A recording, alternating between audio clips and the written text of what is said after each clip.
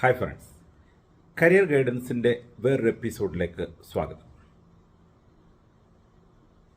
കുറച്ച് കാലങ്ങൾക്ക് മുമ്പ് നമ്മൾക്ക് എവിടെയെങ്കിലുമൊക്കെ പോകണമെന്നുണ്ടെങ്കിൽ നമ്മൾ പലരോടും വഴി ചോദിച്ചു പോകുന്ന ഒരു പ്രക്രിയ ഉണ്ടായിരുന്നു. നമ്മൾ സ്ഥലത്ത് ചെല്ലുകയാണെങ്കിലോ നമ്മൾ ഡ്രൈവ് ചെയ്യുകയാണെങ്കിലോ നമ്മൾക്ക് എപ്പോൾ കൺഫ്യൂഷൻ വന്നു കഴിഞ്ഞാലും നമ്മൾ അവിടെ നിർത്തി ആരോടെങ്കിലും ഒന്ന് ചോദിക്കും. അവിടെ ആരെങ്കിലും നമ്മൾക്ക് വഴി പറഞ്ഞു തരും. അവർ സത്യത്തിൽ ഒരു വഴികാട്ടിയാവുന്നു. കൃത്യമായ ഒരു വഴി ഒരാൾ പറഞ്ഞു കൊടുക്കുമ്പോൾ കേൾക്കുന്ന ആളിനും വലിയ സന്തോഷമുണ്ടാകും. അവരുടെ യാത്ര ഉദ്ദേശിക്കുന്ന സമയത്ത് അവിടെ എത്തിച്ചേരും.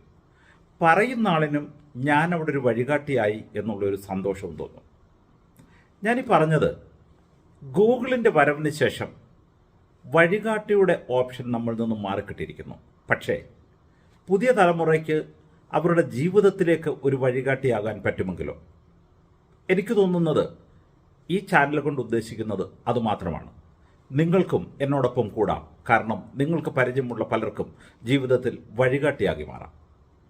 കഴിഞ്ഞ ഒരാഴ്ചയിൽ നമ്മുടെ കാലഘട്ടത്തിൽ കേട്ട കുറേ ന്യൂസുകൾ എന്ന് പറയുന്നത് വർക്ക് ടെൻഷനും സ്ട്രെസ്സുമൊക്കെ ആയിരുന്നു. അനേകം കുഞ്ഞുങ്ങൾ, വളരെ മിടുക്കരായ കുഞ്ഞുങ്ങൾ ചില ജോലികളിൽ എത്തുന്നു. പക്ഷേ അവരുടെ ജോലിയുടെ സ്ട്രെസ് മൂലം മുന്നോട്ട് കൊണ്ടുപോകാൻ പറ്റാത്ത അവസ്ഥയിൽ അവർ നിൽക്കുന്നു. അവർക്കോ അവരുടെ മാതാപിതാക്കൾക്കോ ഇതൊരു സന്തോഷം നൽകുന്ന അവസ്ഥയല്ല. അതിനേക്കാൾ ഉപരി സാമ്പത്തികം മാത്രമല്ല ജോലി എന്നുള്ള ഒരു ദിശാബോധം നമ്മളുടെ കുഞ്ഞുങ്ങളിൽ എത്തിച്ചു കൊടുക്കേണ്ടതും നമ്മളുടെ ഉത്തരവാദിത്തമാണ്. ഞാൻ പറഞ്ഞു വരുന്നത് IT ഫീൽഡിനെ തന്നെയാണ്. അനേകം കുഞ്ഞുങ്ങൾ ഒരുപക്ഷെ 5-6 വർഷത്തെ ഹാർഡ് വർക്കിന് ശേഷം നല്ലൊരു സാമ്പത്തിക സ്ഥിതിയൊക്കെ എത്തിക്കഴിഞ്ഞപ്പോൾ ഇനിയും കുറച്ചുകൂടി കംഫർട്ടബിളായ ഒരു പോസ്റ്റ് കിട്ടുമോ എന്ന് ചിന്തിക്കുന്നവരെ പറ്റി എനിക്കറിയാം. നിങ്ങളുടെ പരിചയത്തിലും അങ്ങനെയുള്ളവരുണ്ടാവും. അങ്ങനെയെങ്കിൽ ഇനിയും പറയുവാൻ പോകുന്നത് അവർക്ക് വേണ്ടി മാത്രമാണ്. ഇന്ത്യയുടെ ഏറ്റവും വലിയ ലീഡിംഗ് ബാങ്കായ state bank of India special ഓഫീസേഴ്സിന് വേണ്ടി ഒരു ഓപ്പർച്യൂണിറ്റി തുറക്കുന്നു. ഓൺലൈൻ ആപ്ലിക്കേഷൻ തുടങ്ങിക്കഴിഞ്ഞു. ഇവർ വിളിക്കുന്ന ഓഫീസേഴ്സ് എന്ന് പറയുന്നത് IT ഫീൽഡിൽ വർക്ക് ചെയ്തവരാണ്.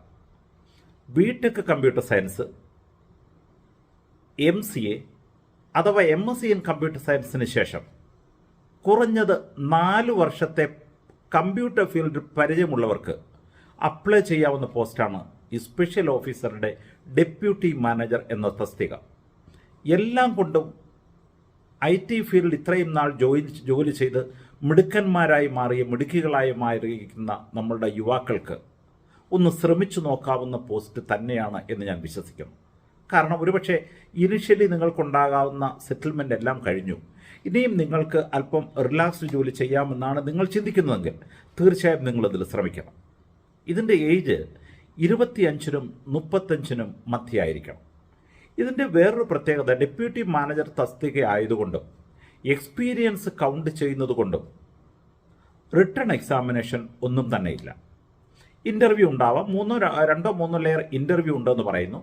അതിനുശേഷം നിങ്ങളുടെ എക്സ്പീരിയൻസിനൊക്കെ ഒരു മെഷർമെൻറ്റ് കൊടുത്തതിന് ശേഷമാണ് ഈ ഓഫർ നിങ്ങൾക്ക് തരുന്നത്. ഏതാണ്ട് 700-ൽ പരം വേക്കൻസി ഡെപ്യൂട്ടി മാനേജർ തസ്തികയിൽ തന്നെയുണ്ട്. ഇതിൻ്റെ വേറൊരു പ്രത്യേകത, കമ്പ്യൂട്ടർ സെക്ഷനിലാണ് ജോലി എന്നുള്ളത് കൊണ്ട് ഓരോ ബാങ്ക് ശാഖയിലും നിങ്ങൾക്ക് വർക്ക് ചെയ്യേണ്ട ആവശ്യം ഉണ്ടാവില്ല.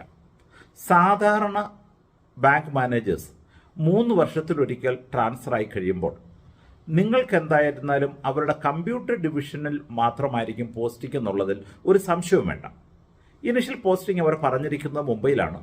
എങ്കിൽ പോലും ഓൾ ഇന്ത്യ ട്രാൻസ്ഫർ ലയബിലിറ്റി ഉണ്ട്. അത് കേന്ദ്ര സർക്കാരിൻ്റെ സ്ഥാപനങ്ങളിലൊക്കെയും ബാങ്കുകളിലും ഒക്കെ എപ്പോഴും നമ്മളുടെ ജോബിൻ്റെ പ്രൊഫൈൽ എന്ന് പറയുന്നത് ഓൾ ഇന്ത്യ ട്രാൻസ്ഫറാണ്.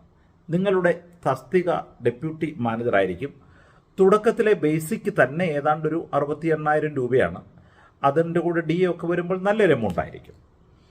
അതിനോടൊപ്പം തന്നെ ഇൻഫർമേഷൻ ടെക്നോളജിയിൽ ഗ്രാജുവേഷൻ കഴിഞ്ഞ്, അതായത് BTech കഴിഞ്ഞവർ, അല്ലെങ്കിൽ MCA കഴിഞ്ഞ, അല്ലെങ്കിൽ MSc കഴിഞ്ഞ് എക്സ്പീരിയൻസ് ഒന്നുമില്ലാത്തവർക്ക് അസിസ്റ്റന്റ് മാനേജർ തസ്തികയിലേക്കും വേക്കൻസി വന്നിട്ടുണ്ട്.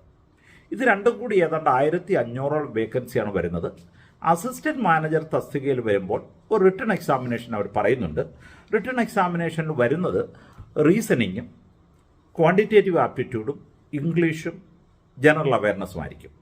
എന്തായിരുന്നാലും ബിടെക് കഴിഞ്ഞ നിങ്ങളെ സംബന്ധിച്ചിടത്തോളം റീസണിങ് ഒരു വലിയ കടമ്പയായിരിക്കില്ല. മാത്തമാറ്റിക്സിൽ നിങ്ങളുടെ ബേസും ശക്തമായിരിക്കും.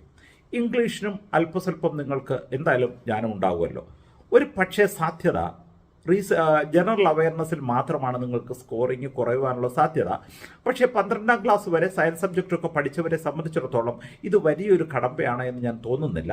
അതിനേക്കാളൊക്കെ ഉപരി നിങ്ങളുടെ കമ്പ്യൂട്ടർ നോളജിലുള്ള ക്വസ്റ്റ്യൻസ് ആയിരിക്കും വേറെ ഏറ്റവും കൂടുതൽ ചോദിക്കുന്ന വേറൊരു പേപ്പർ. അപ്പോൾ എന്തായിരുന്നാലും നിശ്ചയമായിട്ടും നിങ്ങൾക്ക് ശ്രമിക്കാവുന്ന ഒരു മേഖലയാണ്. അതുകൊണ്ട് കമ്പ്യൂട്ടർ വിദ്യാഭ്യാസം കഴിഞ്ഞിട്ടുള്ള എഞ്ചിനീയറിംഗ് ഗ്രാജുവേറ്റ്സിന് എക്സ്പീരിയൻസ് ഇല്ലാത്തവർക്ക് അസിസ്റ്റന്റ് മാനേജർ തസ്തികയിലേക്ക് ശ്രമിക്കുക. 4 വർഷത്തിലോ അതിലധികമോ എക്സ്പീരിയൻസ് ഉള്ളവർ ഡെപ്യൂട്ടി മാനേജർ തസ്തികയിലേക്ക് ശ്രമിക്കുക. ഡെപ്യൂട്ടി മാനേജർ തസ്തികയിലേക്ക് ശ്രമിക്കുന്നവരുടെ ഏജ് അപ് ടു 35 ആണ്. അസിസ്റ്റന്റ് മാനേജറുടേത് അപ് ടു 30 ആണ്. 2 പോസ്റ്റിലേക്കും അപേക്ഷിക്കേണ്ടത് ഓൺലൈനിലൂടെയാണ്. ഇതിൻ്റെ ലാസ്റ്റ് ഡേറ്റ് 4th ഒക്ടോബറാണ്. ഫീസ് കൊടുക്കേണ്ടതായിട്ടുണ്ട്. ഞാനിതിൻ്റെ വിശദ വിവരത്തിലേക്ക് ഓൺലൈനിൽ കൂടി അപ്ലൈ ചെയ്യേണ്ടതാണ്. നിങ്ങളൊക്കെ കമ്പ്യൂട്ടർ പ്രൊഫഷണൽസാണ് അപ്ലൈ ചെയ്യുന്നത്. അതുകൊണ്ട് ആപ്ലിക്കേഷൻ്റെ രീതി നിങ്ങൾക്ക് പറയേണ്ടതായ ഒരു കാര്യവുമില്ല. SBIയുടെ സൈറ്റിൽ നിങ്ങൾ കയറുക. ന്യൂ ഓപ്പണിങ്സിൻ്റെ ബ്രോഷർ നിങ്ങൾക്കുണ്ടാകും. അത് വായിച്ചു കഴിഞ്ഞാൽ വളരെ പെട്ടെന്ന് നിങ്ങൾക്ക് ചെയ്യാവുന്നതേ ഉള്ളൂ. ഓർക്കുക, ലാസ്റ്റ് ഡേറ്റ് ഒക്ടോബർ 4 ആണ്. 4 വരെ കാത്തിരിക്കാതെ അപ്ലൈ ചെയ്തോളുക. എന്തായിരുന്നാലും ഒരു 4-5 മാസത്തിനകം ഈ പ്രോസസ്സ് നടക്കും എന്ന് പ്രതീക്ഷിക്കപ്പെടുന്നു. റിട്ടൺ എക്സാമിനേഷൻ ഡേറ്റ് അവർ പറയുന്നത് ഏതാണ്ട് നവംബർ മാസത്തിൽ തന്നെ റിട്ടൺ എക്സാമിനേഷൻ നടക്കുമെന്നും പറയുന്നുണ്ട്. ഇനി ബാങ്കിങ് സെക്ടറിനെ പറ്റി നിങ്ങൾക്കറിയാമല്ലോ. വളരെ ആകർഷകമായൊരു ജോലിയാണ്. സമൂഹത്തിൽ കിട്ടുന്ന ഒരു വാല്യൂ വളരെ അധികമാണ്. നമുക്കൊക്കെ തന്നെ ബാങ്ക് മാനേജർ എന്ന് പറയുമ്പോൾ കിട്ടുന്ന ഒരു സ്റ്റാറ്റസ് ഉണ്ട്.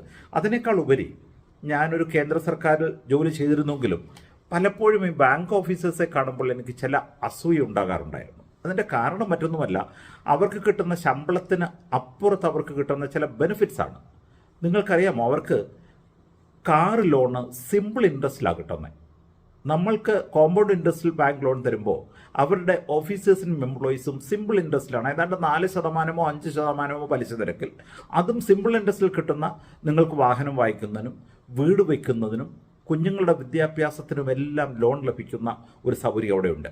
അതിനേക്കാൾ ഒക്കെ ഉപരി വാഹനം മേടിക്കുന്നത് തന്നെയല്ല, ഓരോ മാസവും വാഹനത്തിൽ പെട്രോൾ അടിക്കാനുള്ള അഡീഷണൽ ഫണ്ടും തരാറുണ്ട്.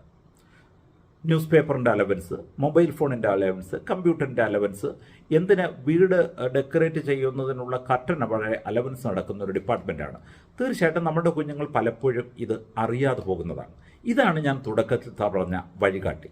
നിങ്ങളുടെ പരിചയത്തിൽ നിങ്ങളുടെ ബന്ധുക്കളിൽ ആരുടെയെങ്കിലും മക്കൾ ഇൻഫർമേഷൻ ടെക്നോളജിയിൽ കഴിഞ്ഞ കുറേ നാളുകളായി വർക്ക് ചെയ്യുന്ന മിടുക്കന്മാരും മിടുക്കുകളും ഉണ്ടെങ്കിൽ ഈ വാർത്ത അവരിലേക്ക് എത്തിക്കേണ്ട ഉത്തരവാദിത്വം നിങ്ങൾക്കുള്ളതാണ്. കാരണം ജീവിതത്തിൽ വല്ലപ്പോഴുമെങ്കിലും ആരുടെയെങ്കിലും വഴികാട്ടിയാകുമെങ്കിൽ നമ്മൾക്കും അത് സന്തോഷം നൽകും, ഒപ്പം അവർക്കൊരു ജീവിത വഴി. Thank you very much.